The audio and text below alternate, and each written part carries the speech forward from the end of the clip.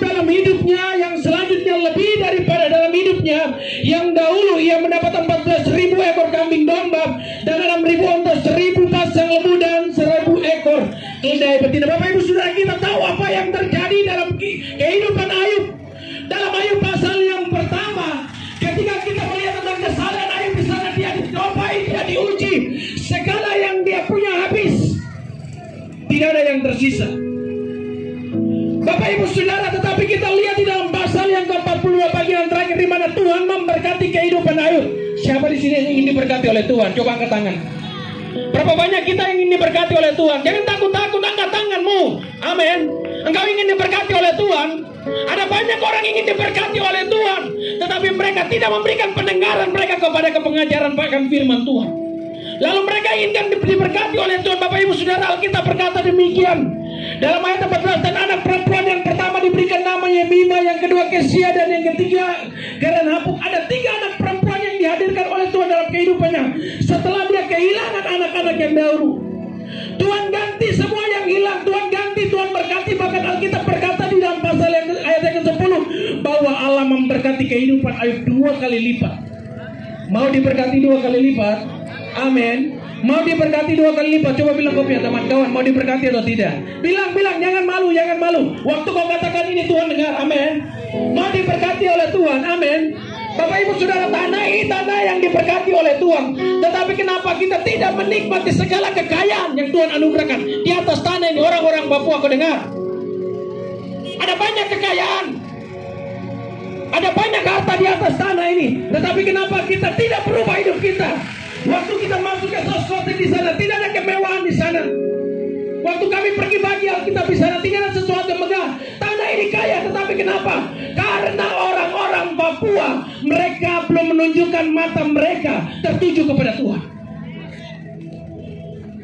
Kalau hari ini setiap kita yang berdiri di tempat ini dengan serius, Alkitab berkata di dalam 2 Tawarik pasal yang ke-7 ayat yang ke-14, dan umatku yang atasnya namaku disebut berbalik dari jalan-jalan yang jahat, setelah merendahkan diri, aku akan memulihkan keadaan mereka.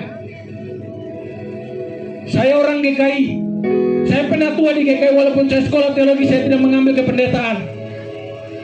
Bapak Ibu Saudara, lonceng gereja GKI waktu bunyi, waktu kami melayani di wilayah Danau, lonceng itu waktu kami masih kecil ketika berbunyi, kami ada di gereja.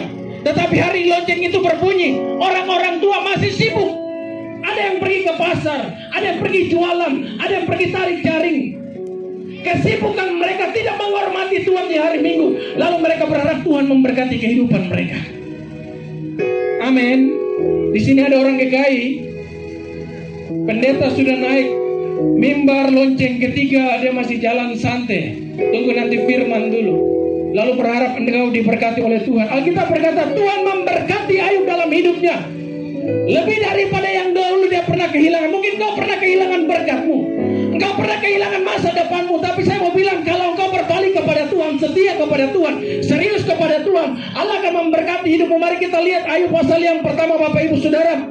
Ayub pasal yang pertama ayat yang ke-9, Alkitab berkata, lalu jawab iblis kepada Tuhan, apakah dengan tidak mendapat apa-apa Ayub takut akan Allah? Berkat yang dia terima di dalam pasal yang ke-42 datangnya dari sebuah sikap Ayub menghormati Tuhan, takut akan Tuhan. Bapak Ibu Saudara yang dikasih oleh Tuhan, hari ini orang minta berkat dari Tuhan, tetapi mereka tidak takut akan Tuhan, mereka tidak menghormati Tuhan, pergi gereja saja terlambat. Dan Anda perlu tahu bahwa Ayub itu ketaatannya dia tidak dipengaruhi oleh segala yang dia miliki. Alkitab berkata dalam ayat yang 9, lalu jawab iblis kepada Tuhan, apakah dengan tidak mendapat apa-apa Ayub takut akan Allah? Waktu dia punya harta benda habis, tidak ada satupun yang tersisa. Rumahnya dihancurkan, anak-anaknya meninggal, dia mengalami duka cita 10 anak sekaligus. Bapak, kalau kau punya anak 10 meninggal, kau merasa bagaimana? Kalau kau punya anak 1 kali 10 langsung meninggal, kau merasa bagaimana?